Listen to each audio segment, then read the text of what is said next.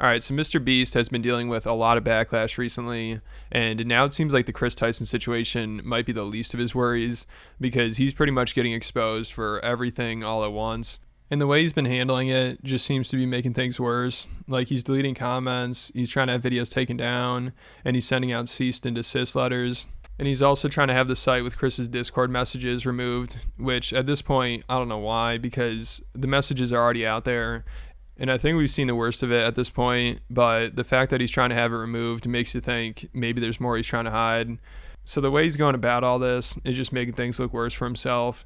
And when all the information came out about Chris, there's also this video that was released from a former MrBeast employee that exposed some of his unethical or possibly illegal business practices, like allegedly rigging competitions, running illegal lotteries, promoting gambling to kids, and just a bunch of other stuff. And some parts of it were kind of a stretch, but then others, he brought up some good points that MrBeast should probably address. Because, I mean, if you watch this whole video, it'll definitely make you think about him in a different way. Or if you're like me, it'll just confirm what you thought about him. But he actually did have an employee try to address it, and that didn't really help at all. Like, he might have debunked a few things, but he didn't even cover the most important points from the video that people want answers on the most. Like, also the video was 53 minutes long, and this guy just made a quick Twitter post responding to it. And a lot of the stuff he addressed just by saying, I know that's not true, I work for him. Like, the kid in the video claimed that MrBeast faked some of his giveaways, and the response was, we do not fake giveaways. I've been hands-on with some of them, and I've personally been the person to connect the winners with our accounting department to get paid.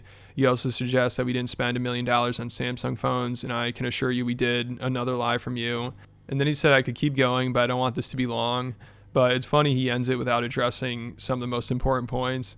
So this did not help at all, especially because I believe right after he failed to debunk the video, the kid who made the video received 2 cease and desist letters from MrBeast lawyers. One of them, I think, was him breaching an NDA, and then another one was for defamation, I believe. So it feels like they kind of failed at responding to the video, so they just resorted to legal threats, which is never a good look. You know, like I talked about in my last video with Whitney Cummings and her boyfriend and the allegations against him, instead of just addressing them, they're getting lawyers involved and trying to silence the alleged victim, which always just makes things worse and makes you think maybe there's something they're trying to hide. You know, and now Whitney's deleting comments from her podcast and her Instagram. So it's a bad look. You know, the same thing MrBeast is currently doing too with his new YouTube video. I mean, his team must be working overtime to try to moderate those comments because they're probably having to delete tens of thousands of them. And now there's also a bunch of controversy with how many dislikes the video has, which I'll get to. But first, I want to talk about today's sponsor, Aura. You know, obviously nowadays everybody relies on technology. It's impossible to get by without it. And unfortunately, what comes with that is the risk of your private data being compromised. Like, companies love to collect our data, but don't do much to protect it. Like, recently Ticketmaster was hacked and about 560 million users' information was put up for sale on the dark web. And the data stolen included full names, addresses, email addresses, phone numbers, and credit card data. And at best, this will lead to spam. At worst, it could be fraud. And Ticketmaster hasn't done anything about it, so it's really up to individuals to make sure their data is kept private. And Aura is the best way to do that. It alerts me whenever my data has been part of a breach or leaked on the dark web, and it gives me fast fraud alerts if anyone tries to use it to access my credit card or bank accounts. And it also removes my information from data broker websites, so I get less spam. So if you're interested and you want to make sure your information is kept safe, you can go to aura.com/toolazy or use the link in the description box below and try your first 2 weeks out for free. All right, so also MrBeast is dealing with a lot of backlash from the current game show he's doing. He's had to do some damage control with that as well. Like, there are basically 3 separate issues going on that he's dealing with now. But apparently with his game show, people are saying the conditions are just really bad, and they claim the competition isn't fair, and people are getting injured and not getting medical attention, and people aren't getting fed either. And MrBeast, apparently his team did make a statement on it, and they blamed it on the CrowdStrike outage. So it seems like they're just trying to think of any excuse they can because it's all just starting to pile up.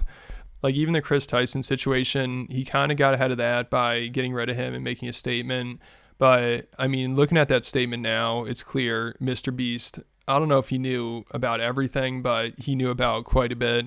Like, also is shown that he was on Chris's Discord server. I don't know how much he's posting, but he did make a post where he's talking about Chris Tyson's dick.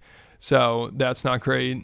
And it's funny because on Twitter there was a community post on MrBeast's tweet where he's addressing the situation, and it said MrBeast fully knew that Ava Chris Tyson conducted unacceptable acts online. MrBeast was in a server containing minors with Tyson and other members of the MrBeast crew talking about NSFW topics.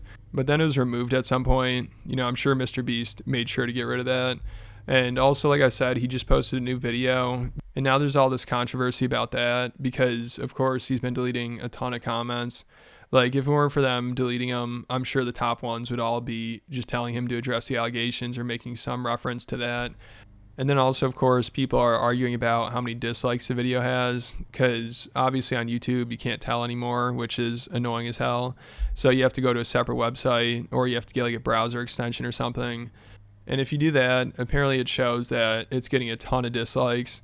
The last one I saw, it had about 1.2 million. At this point, it's probably a couple million, which, if it continues at that rate, might be one of the most disliked videos on YouTube.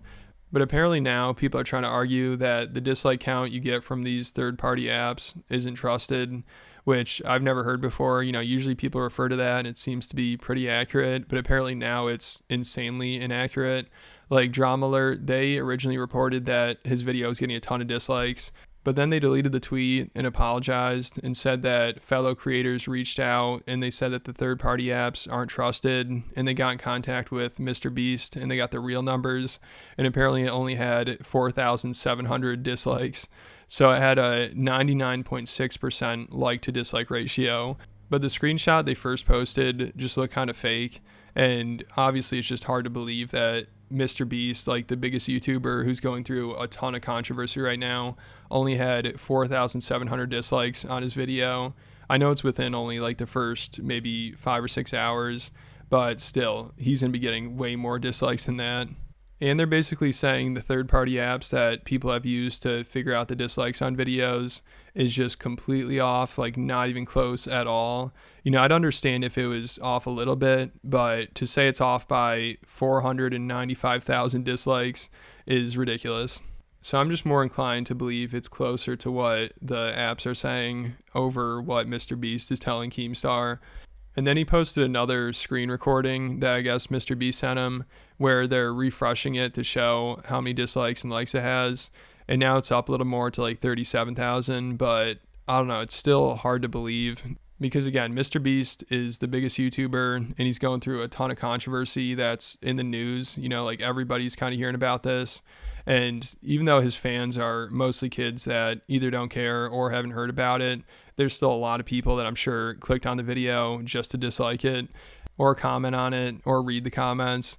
But it sucks that he's deleting them because if he weren't, like I said, the top comment would have something to do with the controversy and it would probably have hundreds of thousands of likes, which would show that the video probably at least have hundreds of thousands of dislikes.